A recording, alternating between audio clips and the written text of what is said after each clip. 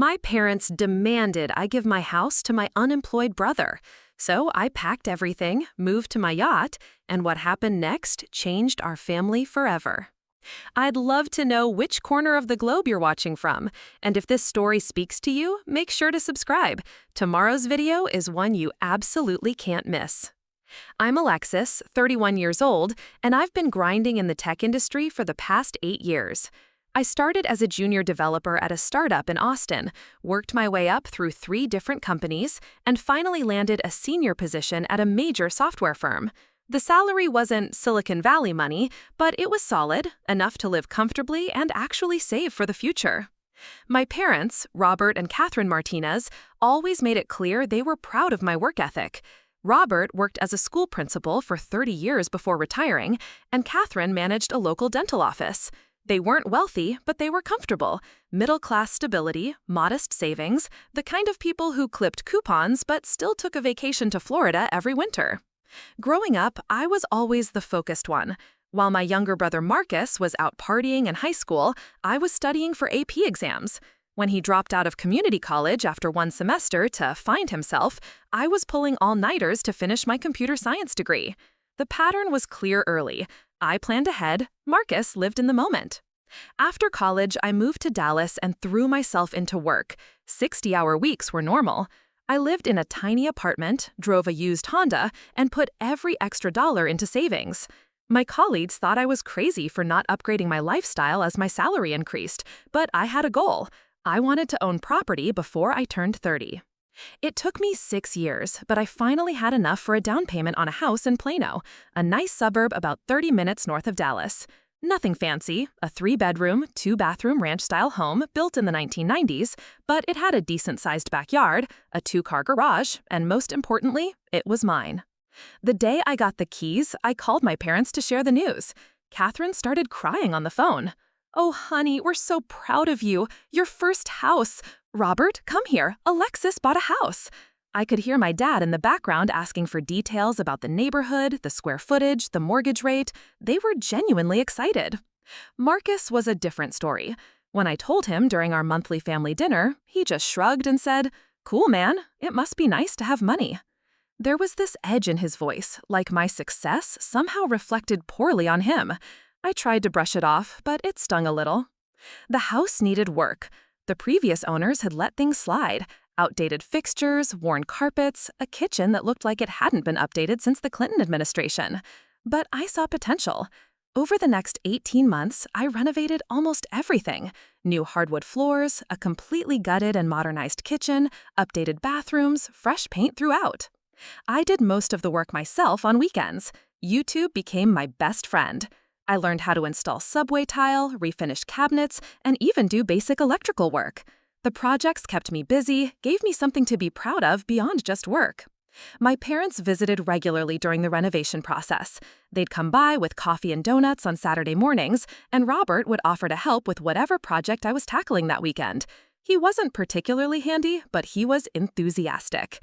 Catherine would walk through the rooms, taking pictures, documenting the progress like I was building the Taj Mahal. "You have such an eye for design," she'd say, running her hand along the new granite countertops. "This place is going to be gorgeous when you're done." The best part was the sense of accomplishment. Every evening after work, I'd walk through my house and see tangible progress. The living room went from beige walls and brown carpet to hardwood floors and a soft gray paint that made the space feel twice as large. The master bathroom got a complete overhaul, new vanity, walk-in shower, modern lighting that actually made getting ready in the morning pleasant. I furnished the place gradually, choosing pieces that would last. A solid wood dining table from a local craftsman, a comfortable sectional sofa for the living room, a king-sized bed with a real headboard, not just a mattress on the floor like I'd had in my apartment. Everything was deliberate, everything had a purpose. By the time I was finished, the house had been completely transformed. The neighborhood was quiet and family-friendly, with tree-lined streets and well-maintained lawns. My next-door neighbors, the Johnsons, were a retired couple who kept an eye on things when I traveled for work. Mrs. Johnson brought me homemade cookies when I first moved in, and Mr. Johnson helped me figure out the quirks of the sprinkler system. About 2 years after buying the house, I made what would turn out to be a life-changing purchase. I'd been working insane hours on a major software rollout, and when the project finally launched successfully, my boss gave me a substantial bonus.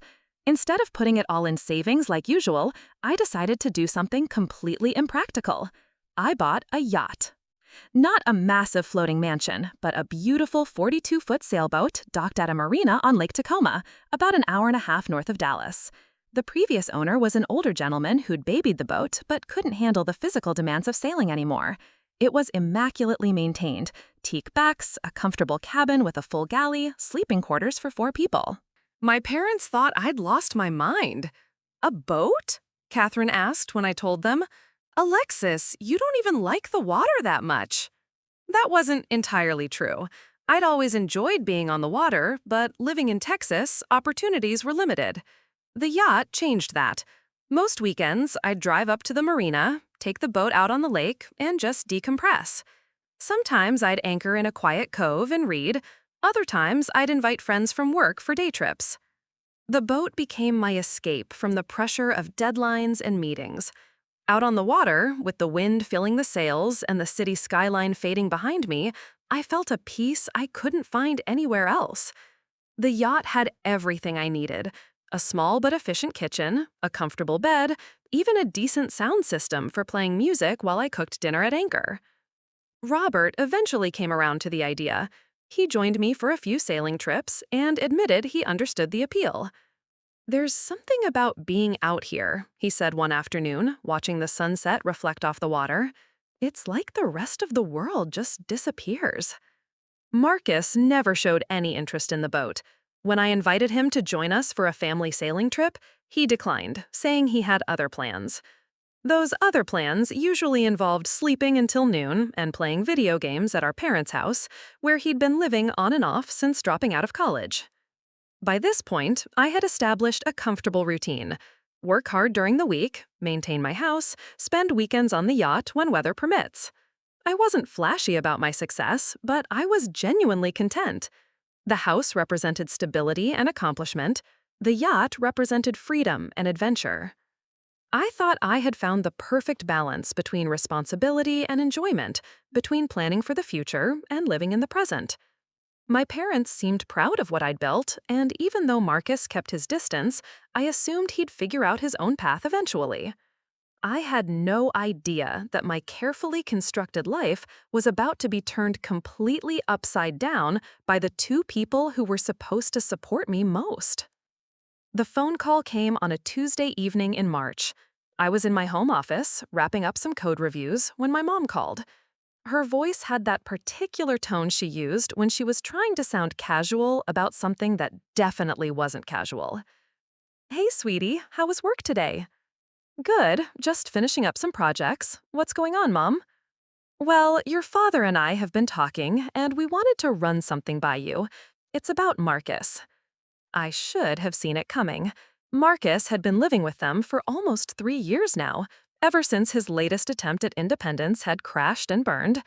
He'd tried starting a landscaping business with a friend, but they'd spent more money on equipment than they'd made in revenue. When that fell apart, he moved back into his childhood bedroom and had been there ever since. "What about Marcus?" I asked, though I was already dreading the answer. "He's really struggling right now, Alexis. He's been looking for work, but you know how tough the job market is. And living here with us, well, it's not ideal for anyone. He needs his own space to get his life together." I leaned back in my chair, staring at the ceiling. "Okay, so what are you thinking? Maybe help him with rent for an apartment?" There was a pause that lasted just a beat too long. "Actually, we were wondering if he could stay at your place for a while." "Stay at my place?" I repeated, not sure I'd heard correctly.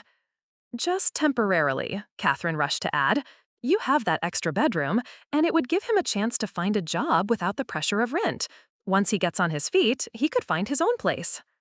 I stood up and started pacing around my office. The extra bedroom she was referring to was my home office, the room I was standing in at that moment. I'd converted it into a workspace with a custom-built desk, multiple monitors, and all my computer equipment.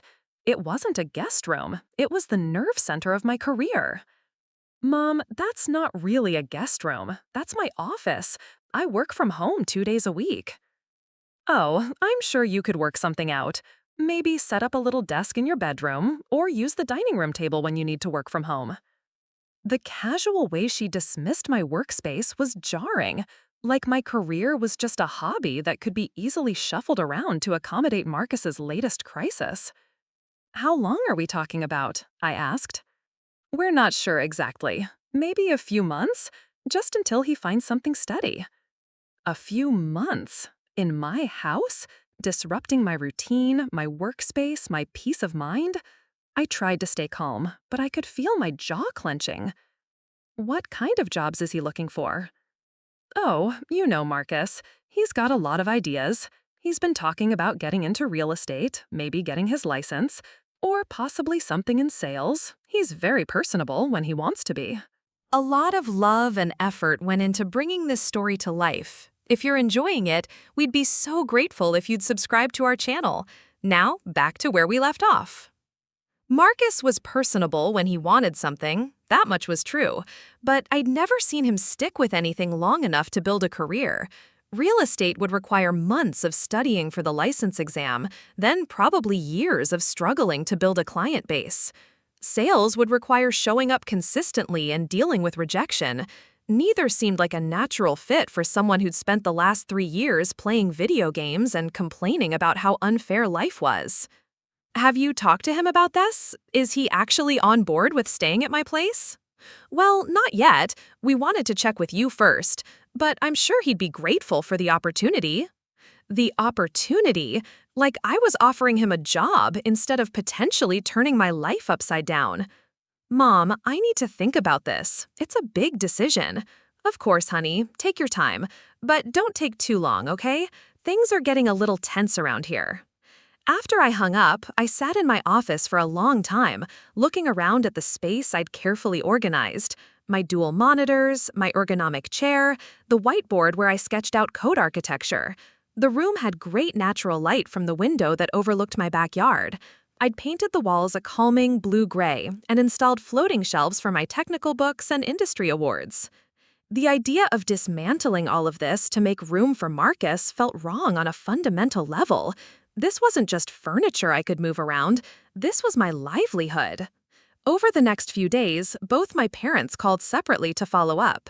Robert was more direct about it. Look, son, I'll be straight with you. Having Marcus here is putting a strain on your mother and me.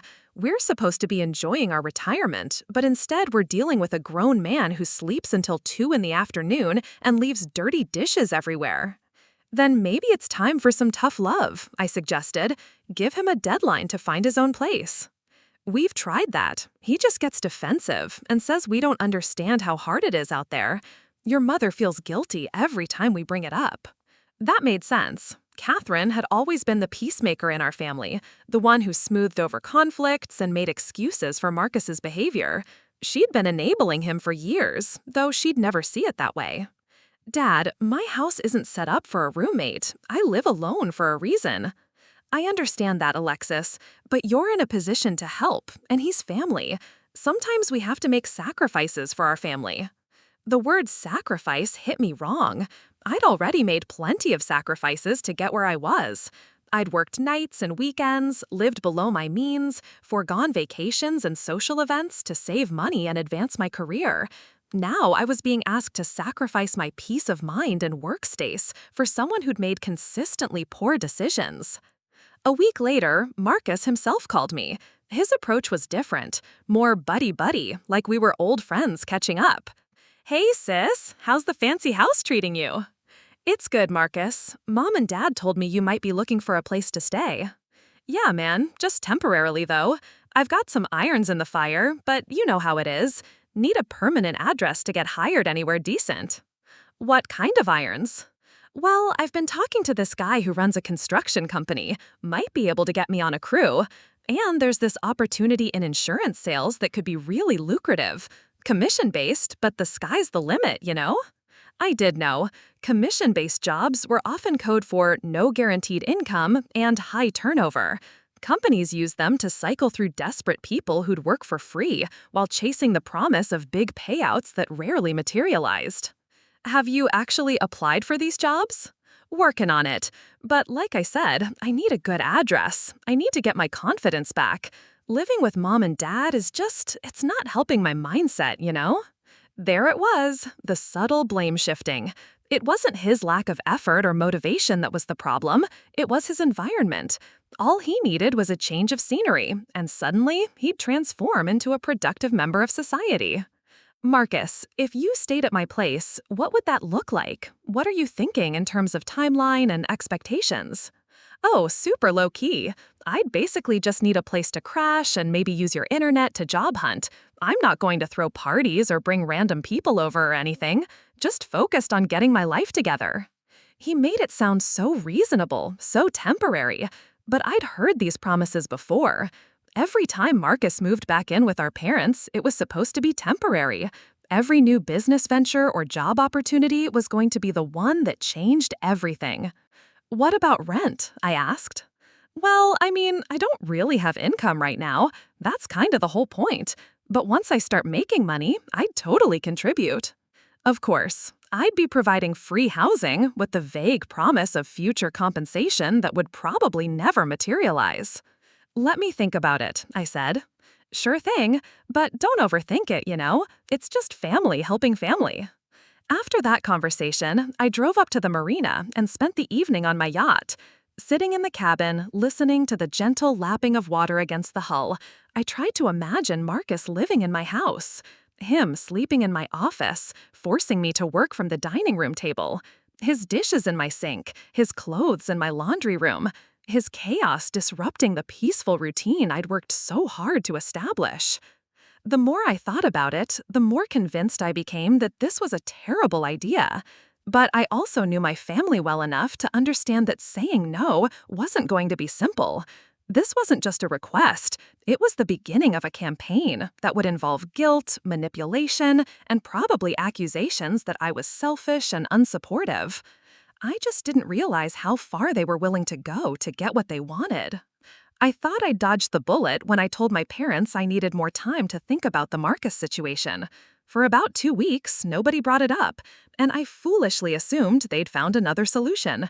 Maybe they'd given him a firm deadline, or maybe they'd decided to help him get his own apartment after all. I should have known better. The pressure started subtly. Catherine began calling more frequently, just to check in, but every conversation somehow circled back to Marcus's struggles. How depressed he seemed, how he'd mentioned feeling like a burden, how he'd been talking about just leaving town entirely because he felt so hopeless.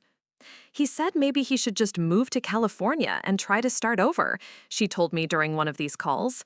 I'm so worried about him, Alexis. What if he does something drastic? The guilt trips were expertly crafted. Catherine had decades of experience in managing family dynamics, and she knew exactly which buttons to push. She painted Marcus as a fragile soul on the brink of despair, with me as the only person who could save him from making a terrible mistake. Robert's approach was different, but equally manipulative. He started making comments about family loyalty and how successful people have a responsibility to lift up those who are struggling. You know, when I was growing up, families stuck together, he said during Sunday dinner at their house. Your grandfather helped put 2 of his brothers through tough times. That's just what you did. The comparison to my grandfather was particularly galling. My grandfather had helped his brothers during the Great Depression, when jobs were genuinely scarce and social safety nets didn't exist. Marcus's situation was entirely self-created, the result of years of poor decisions and refusing to take responsibility for his own life. But the real escalation began when they started involving other family members. My Aunt Linda, Catherine's sister, called me out of the blue one evening. Alexis, honey, your mom told me about Marcus's situation. I think it's wonderful that you're considering helping him out. I haven't actually agreed to anything yet, I clarified. Oh, I know, but it's just so nice to see siblings supporting each other. When your cousin Jennifer was going through her divorce, her brother let her stay with him for 6 months. It really turned her life around. The parallel was completely false. Jennifer had been fleeing an abusive marriage with 2 young children. Marcus was a healthy adult man who'd simply never learned to support himself. But the message was clear. This is what good siblings do. Even my grandmother got involved. At 91, she rarely called anyone anymore, but suddenly I was hearing from her weekly. Alexandra, dear, she'd say, using the formal version of my name that nobody else used, your mother tells me you have such a beautiful house. It must get lonely rattling around in all that space by yourself. The worst part was watching Marcus during family gatherings. He'd started attending Sunday dinners again, something he'd avoided for months. But now he was the perfect picture of dejection. Quiet, polite, helpful with clearing the table. He'd ask me about work with what seemed like genuine interest, complimenting my success, and asking for advice about his own career prospects. It was masterful manipulation. He was presenting himself as the reformed brother who just needed one chance to prove himself, while our parents orchestrated a full-court press to make me feel selfish for hesitating. The turning point came during Easter dinner. The whole extended family was there. Aunts, uncles, cousins, even some family friends. During dessert, Catherine stood up to make a toast. I just want to say how grateful Robert and I are for our children. Alexis has built such a wonderful life for herself, and we're so proud of everything she's accomplished. And Marcus, she paused, looking directly at him with tears in her eyes. Marcus is working so hard to turn his life around. We just know that with the right support, he's going to do amazing things. The room erupted in supportive murmurs and applause. Several relatives came up to me afterward, praising me for being such a good sister and expressing confidence that Marcus would land on his feet with my help. The assumption that I was already helping him was baked into every conversation. My cousin Trevor, who'd always been the golden child on that side of the family, pulled me aside later. It's really cool what you're doing for Marcus, he said. I wish I was in a position to help out like that, but with the kids and the mortgage, you know how it is. I haven't actually committed to anything yet, I clarified. Oh, I thought Mom said Marcus was moving in with you next month. Next month? They weren't just pressuring me anymore. They were making plans. That night, I called my parents and demanded an explanation. Why is everyone talking like this is already decided? I asked Catherine. Well, honey, we just figured you'd been thinking about it for so long, and Marcus really needs an answer so he can start making plans. What kind of plans? Well, he's been talking to some potential employers in the Dallas area. They want to know he has stable housing before they'll move forward with interviews. It was brilliant, really. They'd created a fictional deadline and fictional job opportunities that hinged on my decision. Say no, and I wasn't just disappointing my family, I was actively sabotaging Marcus's career prospects. But I'd learned to ask probing questions when it came to Marcus's alleged opportunities. What companies? What positions? Oh, you know, various things. A construction company in Plano, some insurance firms. Marcus has been networking really hard. Networking, that was a new one. Marcus, who'd barely left his childhood bedroom in 3 years, was supposedly building professional relationships and impressing potential employers? Can you be more specific? What are the names of these companies? Alexis, why are you being so negative about this? Can't you just be supportive of your brother for once? And there it was, the shift from persuasion to accusation. I wasn't being cautious or protective of my own well-being. I was being negative and unsupportive. The next week, Marcus started texting me directly with updates on his alleged job search. Had a great interview today. They said they'll call back next week if the housing situation is confirmed. 2 companies want to bring me in for second interviews. Just need to nail down living arrangements first. This opportunity in insurance could be huge. The commission structure is amazing. The boss said he's impressed with my enthusiasm. Each text was designed to build urgency while reinforcing the narrative that I was the key to his success. All these wonderful opportunities were just waiting for me to say yes. But something didn't add up. If Marcus was genuinely networking and interviewing, why hadn't his daily routine changed at all? According to Catherine, he was still sleeping until noon and spending most of his time playing video games. When did all these interviews and networking events supposedly happen? I decided to do some detective work. I started asking specific questions and taking notes. Which construction company in Plano? Oh, I don't remember the exact name. Some local outfit. What type of insurance sales? Life insurance, I think, or maybe property and casualty. They handle all kinds. Who was the boss he'd impressed? Really nice guy, Dave something, super encouraging. Every answer was vague and non-committal. When I asked if he had business cards or contact information from these companies, he said he'd forgotten to ask for them, but would get them next time. The final straw came when I decided to check Marcus's social media activity. If he was genuinely job hunting and networking, there might be some evidence of changed behavior or new connections. Instead, I found posts from earlier that week showing him playing video games with timestamps in the middle of what should have been business hours. Photos of him hanging out at the local GameStop. Check-ins at the mall food court during lunchtime on a Tuesday. Either Marcus was the world's most efficient job hunter, conducting multiple interviews and networking events in the span of a few morning hours, or he was lying about the entire thing. I confronted my parents with this discrepancy, and their response was telling. "Maybe you shouldn't be stalking your brother on social media," Robert said. "That's pretty invasive." "I'm not stalking him. I'm trying to verify the claims you've all been making about his job search." "Why can't you just trust that he's trying his best?" Catherine asked. The deflection was masterful.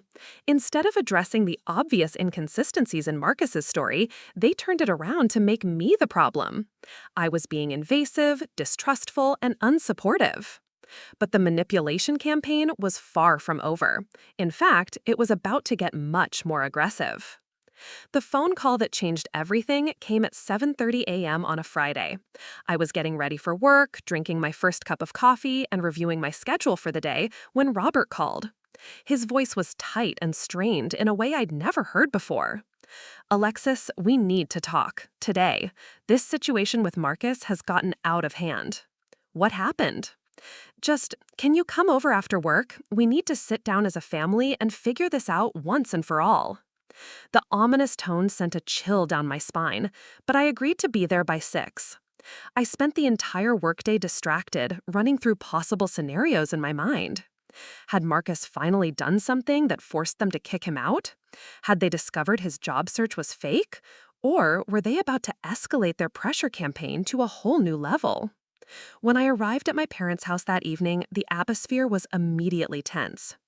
Catherine answered the door with red-rimmed eyes, like she'd been crying recently. Robert was pacing in the living room, his jaw set in that particular way that meant he was furious but trying to control himself. Marcus was nowhere to be seen. "Where's Marcus?" I asked. "In his room," Catherine said. "He's upset." Robert stopped pacing and turned to face me. "Sit down, Alexis. We need to have a serious conversation." I settled into the armchair where I'd sat for countless family discussions over the years, but this felt different. The air was thick with tension and unspoken accusations. "Your brother," Robert began, "is having what I can only describe as a mental health crisis. He's convinced that his entire family has given up on him, that nobody believes in his potential, that he's worthless and will never amount to anything." "Dad, I never said he was worthless." "You didn't have to say it," Catherine interrupted, her voice shaking. "Your actions spoke loud enough. Do you have any idea how it feels to watch your son spiral into depression because his own sister won't help him?" The blame hit me like a physical blow. Somehow, Marcus's mental state was now my responsibility. His depression, his lack of motivation, his failure to launch, all of it was being laid at my feet. "What exactly happened?" I asked. Robert sat down heavily on the couch. "Yesterday, Marcus had what he thought was a promising phone interview for a sales position. The interviewer asked about his living situation, and when Marcus had to admit he was living with his parents at 28, the tone changed completely.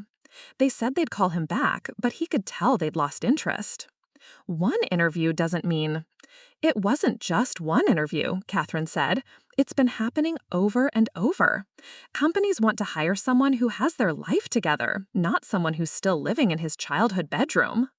"Then maybe he should get his own apartment." The silence that followed was deafening. Robert and Catherine exchanged a look that clearly said I'd just confirmed their worst fears about my selfishness. With what money? Robert asked finally. You think apartments are free? You think landlords don't check income and employment history? Other people figure it out. They get roommates, they start with studio apartments, Other people have family support, Catherine said, her voice rising. Other people have siblings who care enough to help them get on their feet. The manipulation was so blatant, it was almost impressive. They'd constructed a narrative where Marcus's problems were entirely external. Prejudiced employers, impossible housing costs, lack of family support, while carefully avoiding any mention of his own choices and behavior. Look, Robert said, switching to a calmer tone, we've been patient with your hesitation. We understand that sharing your space would be an adjustment, but this has gone on long enough. Marcus needs help now, not when it's convenient for you. What are you saying? Catherine leaned forward, her hands clasped tightly together. We're saying it's time to make a decision. Either you help your brother, or we'll have to find another way. What other way? We've been looking at some options, Robert said carefully. There are family loans we could co-sign for. We could liquidate some of our retirement savings to help him get started. The implicit threat was clear. If I didn't provide free housing for Marcus, my elderly parents would sacrifice their financial security to enable his continued irresponsibility. You're not seriously considering touching your retirement funds. What choice do we have? Catherine asked. We can't just watch our son fall apart. If his family won't help him, we'll find a way to help him ourselves. It was emotional blackmail, pure and simple. They were threatening to damage their own financial future unless I capitulated to their demands. And they were betting that my love for them would override my reluctance to enable Marcus. How much money are we talking about? I asked. Probably 30 or 40,000, Robert said. First and last month's rent, security deposit, furniture, maybe a car since his is unreliable. Enough to give him a real fresh start. $30,000 or $40,000, nearly half of their liquid retirement savings, based on what they'd shared with me over the years. Money they'd need for healthcare costs, home maintenance, and basic living expenses in their golden years. This is insane, I said. You can't blow through your retirement savings because Marcus won't get a job. He's been trying to get a job, Catherine snapped, but it's impossible when you don't have a stable living situation. He has a stable living situation. He lives here, with you, rent-free. That's not stable for a grown man, Robert said. It's embarrassing. It's preventing him from moving forward with his life. The irony was staggering. Living with his parents was supposedly holding Marcus back, but living with me would somehow unlock his potential. The only difference was that my house was nicer and would allow them to maintain the fiction that he was independent. What does Marcus think about you spending your retirement money on him? Another exchange of glances between my parents. He doesn't know we're considering it, Catherine admitted. He'd feel terrible if he knew what we were willing to sacrifice. But he's fine with me sacrificing my privacy and workspace? That's different, Robert said. You're young, you're successful, you can afford to help. We're on a fixed income. The double standard was breathtaking. My resources were fair game because I was doing well financially, but Marcus's complete lack of contribution was excused because he was struggling. I need to think about this, I said, standing up. How much more thinking do you need to do? Catherine asked, her voice breaking.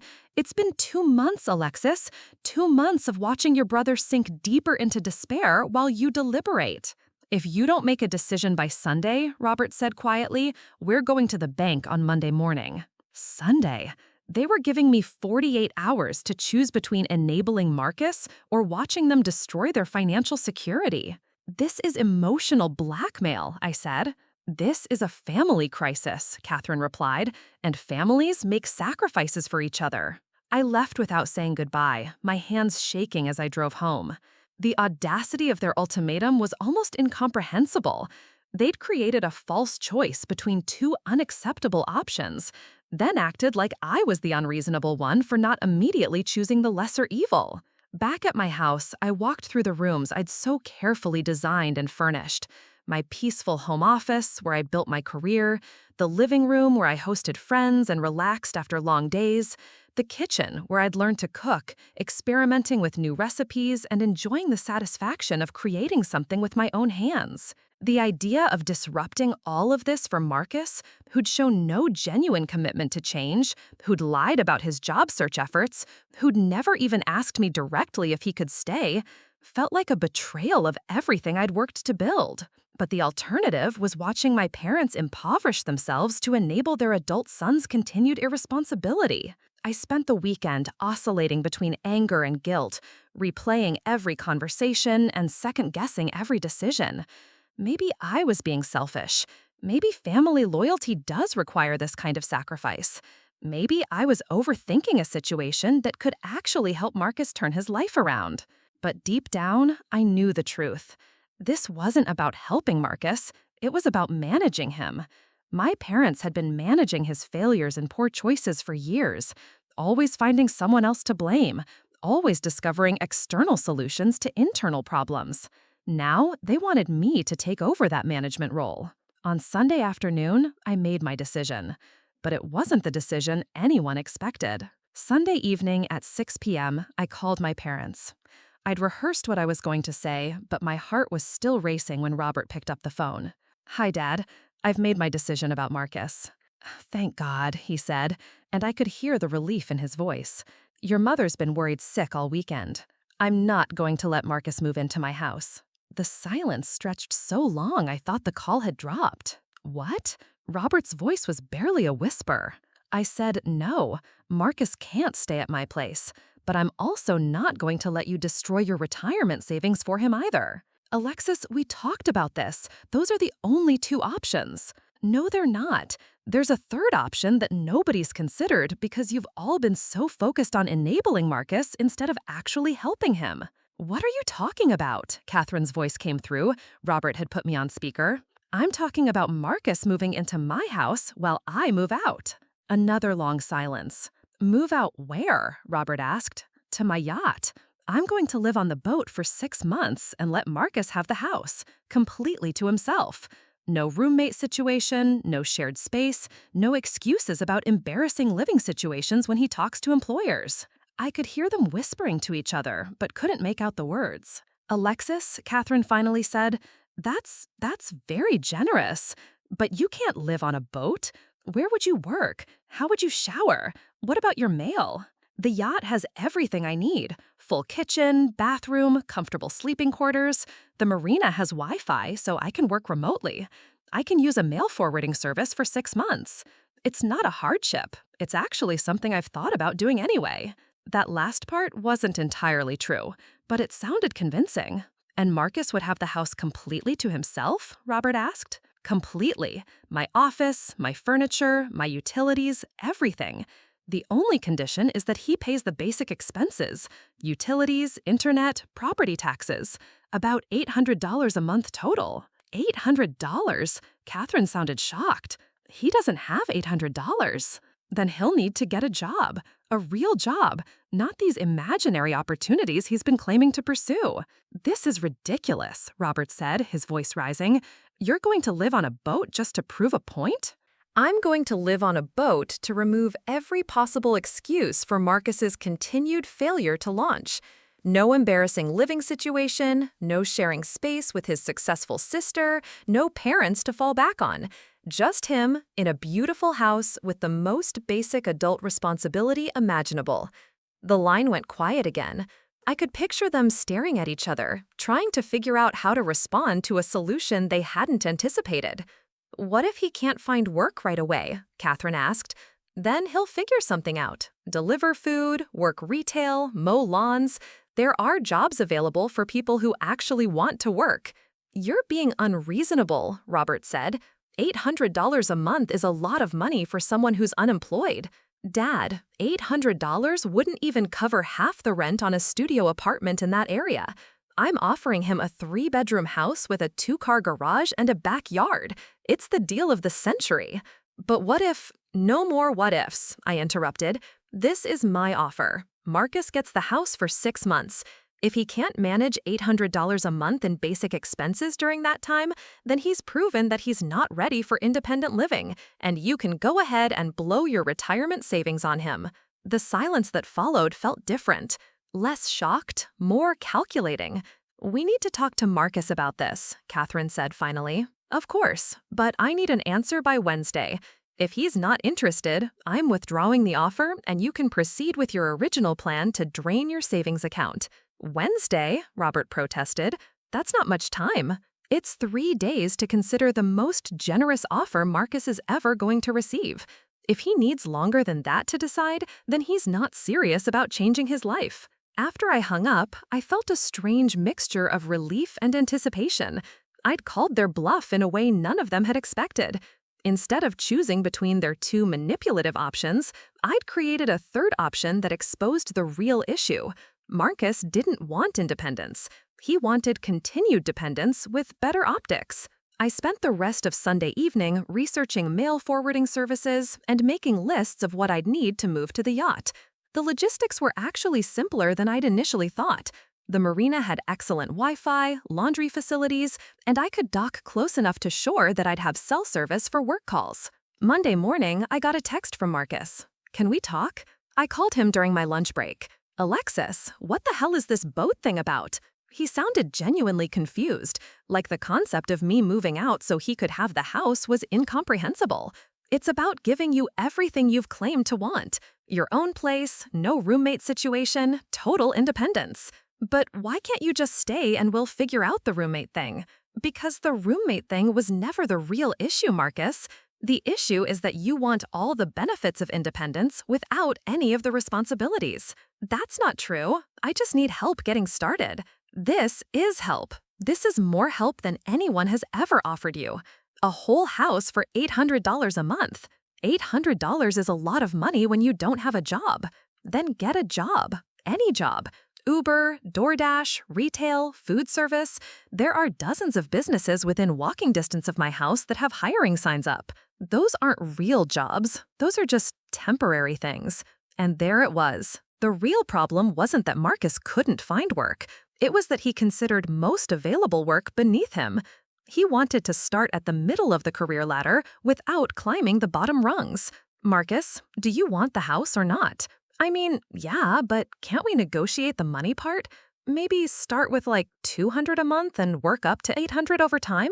"No, $800 covers the actual costs of living there.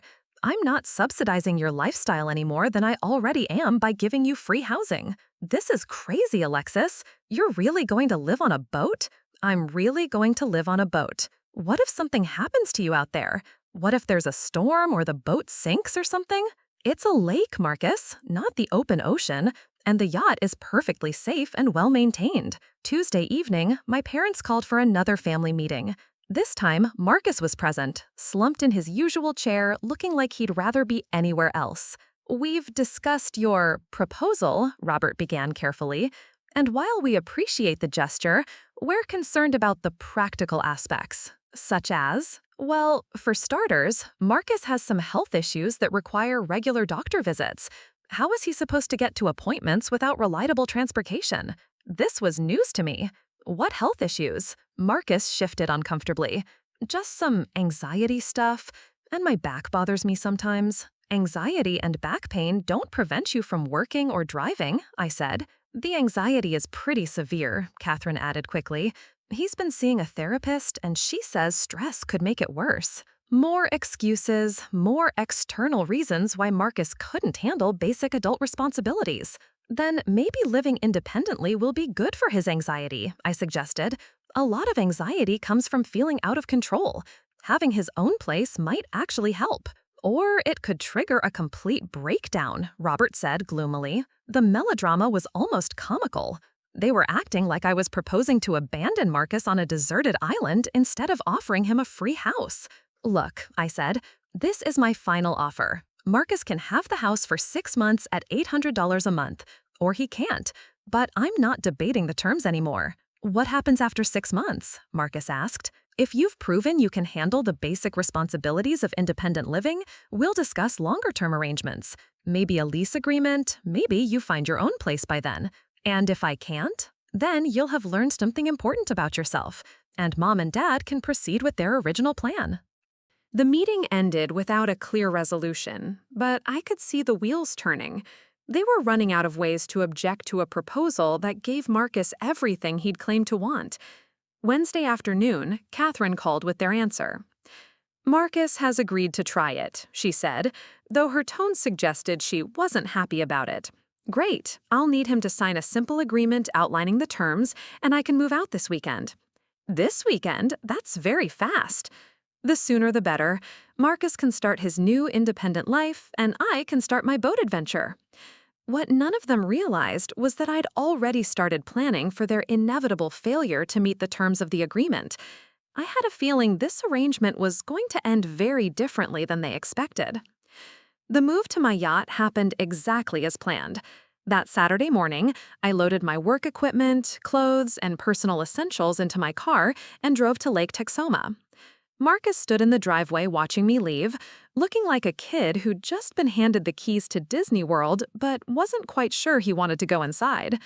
I'd left detailed instructions for everything: how to work the smart thermostat, where the circuit breakers were located, contact information for the lawn service and cleaning lady I'd hired to maintain the property. I even stocked the refrigerator and pantry with enough food to last him 2 weeks. "Remember," I told him as I loaded the last box into my car, "utilities and internet need to be paid by the 15th of each month. The amounts are on the list I left on the kitchen counter." He nodded, but I could see the glazed look in his eyes that meant he wasn't really listening. "And Marcus, good luck. I genuinely hope this works out for you." I meant it, too. Despite everything, part of me still hoped that having his own space would somehow flip a switch and turn him into a functional adult. Life on the yacht was actually incredible.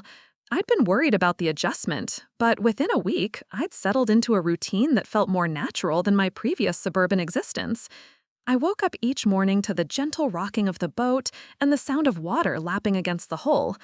My floating office had a better view than any corporate building, an endless lake stretching to the horizon, with occasional herons and ospreys providing entertainment during video calls.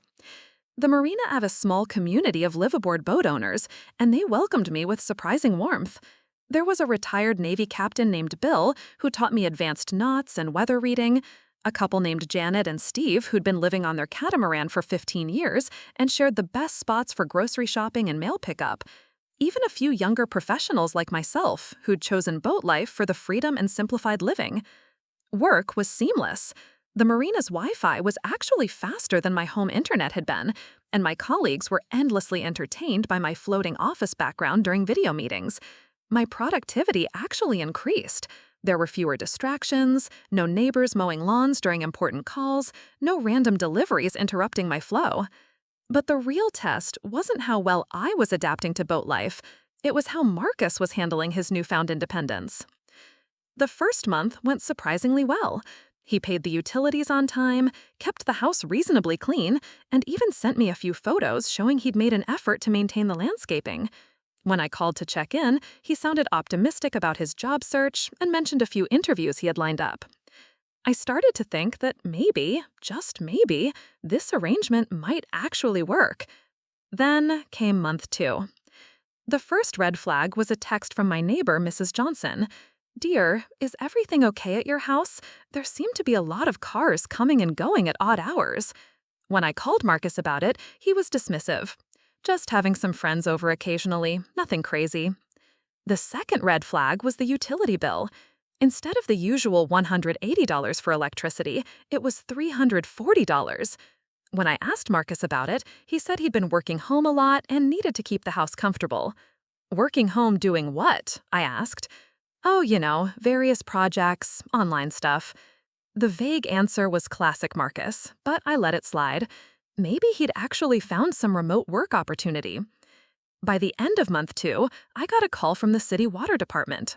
Marcus hadn't paid the water bill, and they were threatening to shut off service. "I thought you said you paid all the utilities," I said when I called him. "I did pay them. Well, most of them. I've been a little short this month, but I'll catch up." "Short on what? You're supposed to have found a job by now." I'm working on some opportunities. There's this multi-level marketing thing that could be really lucrative. Multi-level marketing, of course. Month 3 was when everything fell apart completely. I got a call from my homeowners association saying there had been noise complaints from multiple neighbors. Apparently, Marcus had been throwing parties that lasted until 3 a.m. with music loud enough to wake people 3 houses away. When I confronted him, he was defiant for the first time since this whole arrangement began. Look, Alexis, I'm paying to live there. I should be able to have friends over.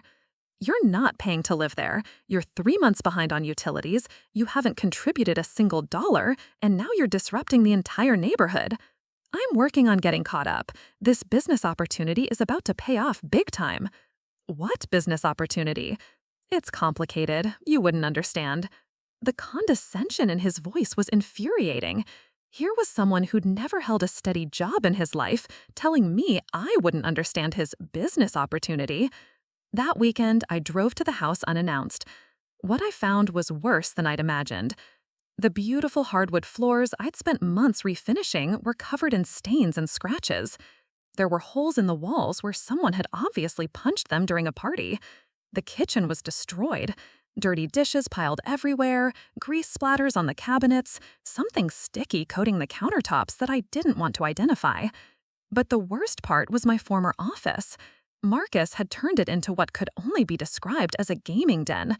Multiple computers, tangled cables everywhere, empty energy drink cans and food containers creating a landscape of garbage. The smell was overwhelming, a combination of stale food, unwashed clothes, and something else I preferred not to think about. What the hell happened to my house? I asked when Marcus emerged from the wreckage looking like he hadn't showered in days. It's not that bad. I was going to clean up before you came by. Marcus, this place is destroyed. And what happened to your job search? I've been building an online business. Gaming content, streaming, that kind of thing. It takes time to build an audience. Gaming content. He'd turned my house into a disaster zone so he could play video games and call it a business. You have until the end of the week to clean this place up and catch up on all the bills or the deal is off. You can't just kick me out. We had an agreement. We had an agreement that you'd pay $800 a month in basic expenses. You've paid $0 in 4 months. The agreement is void. The next day, I got a call from Catherine. Alexis, Marcus told us what happened. Don't you think you're being a little harsh? Mom, he's destroyed my house and hasn't paid a single bill. How is holding him accountable for his commitments being harsh? He's been trying really hard. This streaming thing could really work out for him. He's been playing video games for 4 months while trashing my property. That's not trying, that's taking advantage. But where is he supposed to go if you kick him out? That's not my problem anymore. I gave him every possible advantage, and he squandered it completely. The conversation with my father was even worse. You're destroying this family, Robert said bluntly. Marcus is talking about leaving town, maybe moving to the West Coast where nobody knows him. Good, maybe a fresh start somewhere else is exactly what he needs. And what about your mother? This stress is affecting her health. She barely sleeps anymore, worrying about what's going to happen to Marcus. Dad, I'm not responsible for managing everyone else's emotions. I tried to help Marcus in the most generous way possible, and he proved that he's not ready for independence. By the end of that week, Marcus was gone. He'd left the house in even worse condition, taking some of my furniture with him by accident. I spent 2 weeks and nearly $8,000 cleaning up the damage, repairing walls, refinishing floors, and replacing destroyed items. But something interesting happened during that cleanup process. Instead of feeling angry or resentful, I felt liberated.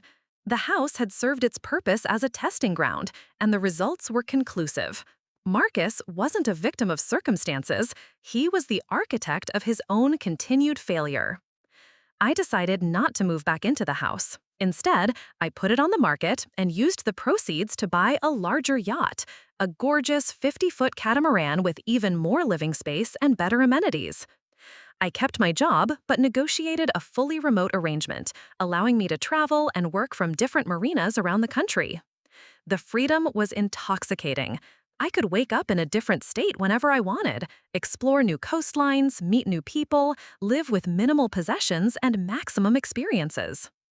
My parents stopped speaking to me for about 6 months. Catherine sent a few guilt-laden emails about family loyalty and forgiveness, but I didn't respond. Robert tried the practical approach, suggesting that maybe I could help Marcus get into a treatment program or find him a job through my professional connections. I ignored all of it. Marcus did move to California, where, according to family gossip, he lasted about 3 months before running out of money and having to move in with a cousin. The cousin eventually kicked him out too, and last I heard, he was back in Texas living with my parents again. The vindication came not from their failure, but from my success. A year after moving onto the water, I'd traveled to 12 different states, built a stronger professional network than I'd ever had on land, and discovered a lifestyle that suited me perfectly. I bought a small condo in Florida as a home base for hurricane season, but the yacht remained my primary residence. I'd found something I didn't even know I was looking for: complete independence from family drama, societal expectations, and the endless cycle of enabling that had defined so much of my early adult life. Sometimes the best way to help your family is to show them what healthy boundaries look like. And sometimes the most generous thing you can do for someone is to stop preventing them from experiencing the natural consequences of their choices. I never got an apology from my parents or Marcus, but I didn't need one. I had something better: a life built entirely on my own terms, floating free from all the anchors that had been dragging me down. Looking for more? We've got 2 amazing stories right on screen. If this one touched you, these are absolutely worth your time. Click to watch them now. And hey, subscribe and hit that bell to never miss our latest uploads.